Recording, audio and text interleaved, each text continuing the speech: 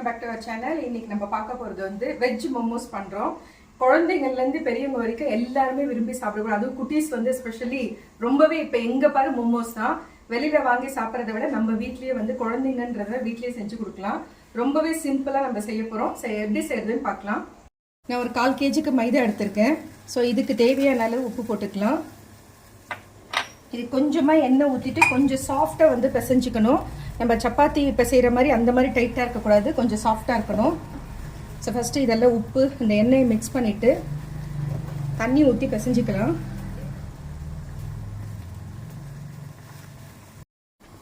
பாருங்க, இந்த அளவுக்கு நல்லா சாஃப்டாக வந்து பிசைஞ்சு எடுத்துக்கோங்க. ரொம்ப டைட்டாக இருக்கக்கூடாது. அவ்வளோதான், நம்ம மாவு ரெடி.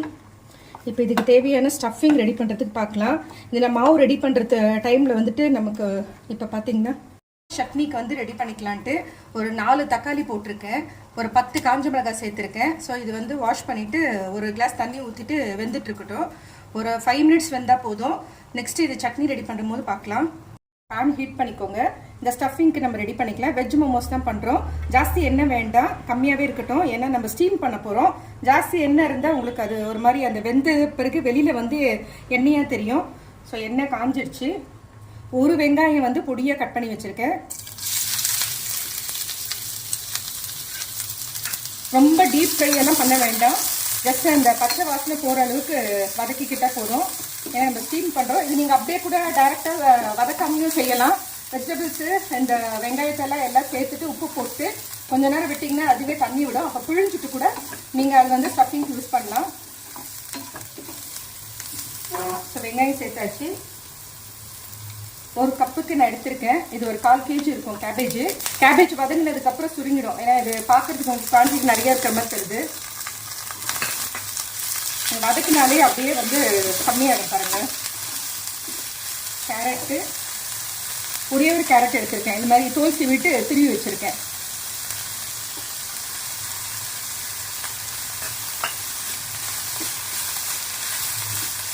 இதையும் சேர்த்து வதக்கிட்டு இதுக்கு தேவையான உப்பு காரம் சேர்த்துக்கலாம். இப்போ குழந்தைங்கெல்லாம் சாப்பிட்ற மாதிரி இருந்தால் பச்சை மிளகாய் சேர்த்தோன்னா நம்ம குழந்தைங்க சாப்பிடும்போது காரம் இதுவாகும். ஸோ அதனால் நான் சில்லி பவுடர் தான் சேர்க்குறேன். ஒரு ஸ்பூனுக்கு எடுத்திருக்கேன் சில்லி பவுடர். நீங்கள் காரம் எப்படி வேணுமோ அதுக்கு தகுந்த மாதிரி சேர்த்துக்கோங்க. இது பிளைன் சில்லி பவுடர் தான் நான் ஆட் பண்ணுறேன். ஸோ இதுக்கு தேவையான அளவு உப்பு சேர்த்துக்கலாம்.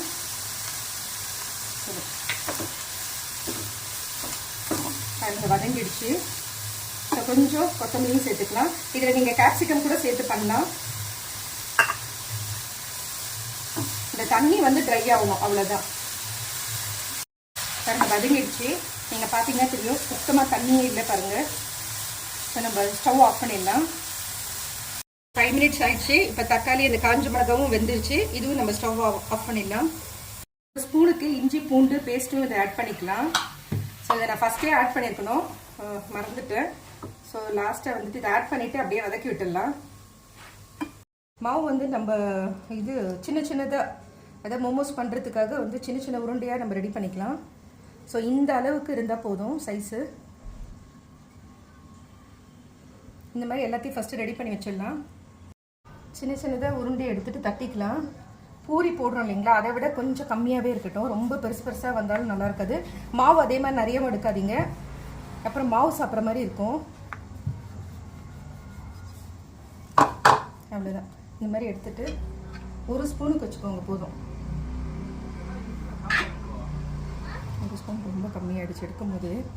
ஸோ அது பண்ணிவிட்டு இந்த எண்டு வந்து இப்படி சேர்த்துட்டே வாங்க.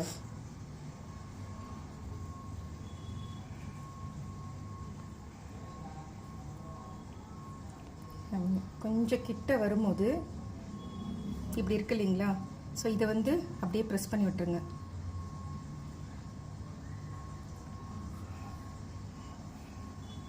இந்த டைப் ஒன்று இருக்குது. இன்னொன்று ரவுண்டு வந்து பண்ணுறது, அதையும் செஞ்சு காட்டுறேன். நிறைய வந்து டிசைன்ஸ் இருக்குது மோமோஸ்லேயே. நம்ம இஷ்டம் தான், எப்படி வேணால் செய்யலாம்.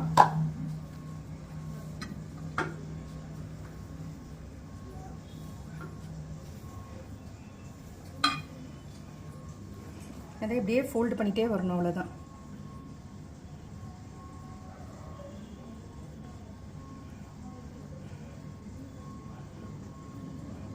இது வந்து ஒரு ரவுண்டு டைப்பு பண்ணுறோம். நம்ம பண்ணிவிட்டு இது மேலே வந்து இப்படி சுருட்டி விட்டுருங்க. சுருட்டிட்டு அதை ப்ரெஸ் பண்ணி விட்டுருணும். அவ்வளோதான். இப்போ பாருங்கள் செஞ்சாச்சு. ஸோ நான் ஒரு இட்லி தட்டு எடுத்திருக்கேன். இதில் கொஞ்சமாக எண்ணெய் போட்டுட்டு கலந்து விட்டுருங்க. கொஞ்சமாக தேய்ச்சிக்கோங்க.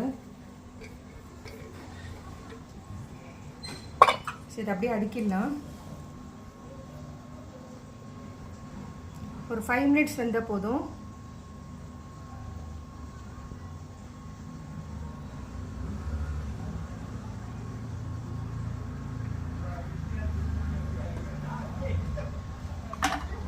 பாத்திரத்தில் ஒரு கிளாஸ் தண்ணி ஊற்றிருக்கேன். ஸோ தண்ணி சூடானதும் இதை வச்சிடலாம். வச்சதுலேருந்து ஒரு 5 மினிட்ஸ் இருந்தால் போதும். இப்போ சட்னி பண்ணுறதுக்கு ரெடி பண்ணிக்கலாம். இது மேலே இருக்க அந்த ஸ்கின்னை வந்து நம்ம எடுத்துடலாம். இதை எடுத்துட்டு நல்லா ஆற விட்டுட்டு அரைச்சி எடுத்துக்கணும். இந்த மாதிரி எல்லாத்தையும் எடுத்துடலாம். ஸோ இந்த தக்காளி இதோட சேர்த்துடலாம். இந்த மேலே இருக்க ஸ்கின் எடுத்தாச்சு. தக்காளி அப்படியே போட்டிருக்கேன். அப்புறம் பூச்சி இருக்குன்னு இது ஃபஸ்ட்டு தக்காளி மேலேயே வந்து நல்லா இருக்காத செக் பண்ணி தான் வாங்கியிருக்கோம். ஸோ அதோடு சேர்த்துட்டு இந்த காஞ்ச மிளகாயும் சேர்த்து அரைச்சி எடுத்துக்கலாம். நல்லா நைஸாக அரைக்கணும். இது பாருங்க, நம்ம அரைச்சி எடுத்தாச்சு. ஸோ ஒரு கடாய் வச்சுருக்கேன். கொஞ்சமாக எண்ணெய் போட்டுட்டு இப்போ இந்த சட்னிக்கு நம்ம ரெடி பண்ணிக்கலாம். கொஞ்சமாக எண்ணெய் போட்டுக்கலாம். ஒரு டேபிள் ஸ்பூன் எண்ணெய் போட்டிருக்கோம். ஸோ இஞ்சி பூண்டு பேஸ்ட் 1 ஸ்பூன் சேர்த்துடலாம். நெக்ஸ்ட்டு நம்ம அரைச்சி வச்சது இதோட சேர்த்துடலாம். ஸோ இதுக்கு தேவையான உப்பு நம்ம சேர்த்துக்கலாம். கொஞ்சமாக உப்பு, கொஞ்சம் ஒரு 1/2 ஸ்பூனுக்கு சோயா சாஸ் சேர்த்துக்கலாம்.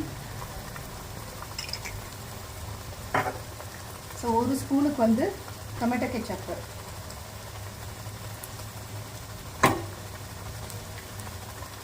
ஸோ 1 ஸ்பூனுக்கு வந்து சுகர் சேர்த்துக்கலாம். சேர்த்துட்டு நம்ம வேக வச்சோம் இல்லையா அந்த தண்ணி மிக்ஸி ஜார்லேயே ஊற்றிட்டு அதை கழுவிட்டு இதோடு சேர்த்துடலாம்.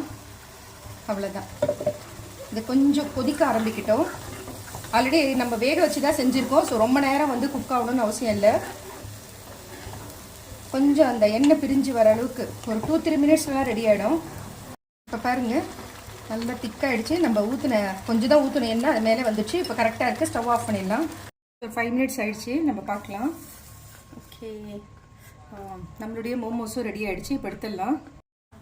ஸோ நம்மளுடைய சட்னி ரெடி. நல்லா சுட சுட இருக்குது. அப்பா, நம்மளுடைய மோமோஸும் ரெடி. அப்படியே உள்ளே வச்சுருக்க ஸ்டஃபிங் பாருங்கள், அப்படியே டிரான்ஸ்பரண்ட்டாக தெரியுது. இங்கே பாருங்கள். நம்மளுடைய மோமோஸ் ரெடி. அதை நான் உன்னை கட் பண்ணி காட்டுறேன். சூடாக இருக்குது ரொம்ப. இங்கே பாருங்க, செம்மையாக இருக்குது. சரி, நம்மளுடைய மோமோஸும் வெஜ் மோமோஸு அது கூட தொட்டுன்னு சாப்பிட்றது சட்னியும் ரெடி. இதே மெத்தடில் செஞ்சு பாருங்கள். பிடிச்சிருந்தால் லைக் பண்ணுங்கள். புதுசாக பார்க்குறவங்களா இருந்தால் சப்ஸ்கிரைப் பண்ணுங்கள். மறக்காமல் பெல் ஐக்கானை ப்ரெஸ் பண்ணுங்கள். அப்போ தான் நான் போடுற வீடியோ உடனுக்குடன் நோட்டிஃபிகேஷன் வரும். Thank you friends. Take care. Bye bye.